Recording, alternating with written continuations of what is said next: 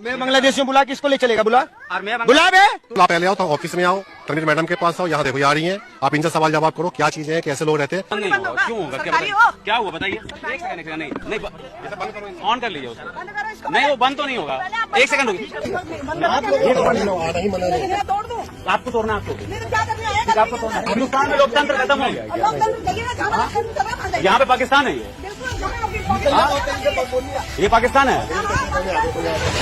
नहीं कैमरा क्यों होगा कैमरा, ये देखिए किस तरीके से धक्का मुक्की कर रही है, देख लीजिए। तो आप भाई तो आप भगा क्यों रहे हैं, हमें ये भी तो बताइए। क्यों नहीं आ सकते कॉलोनी में, क्यों नहीं आ सकते कॉलोनी में? तो मीडिया नहीं आ सकता, नहीं आ सकती, मीडिया मना है, बैन है यहाँ पर, मीडिया बैन है। क्यों क्या होती है?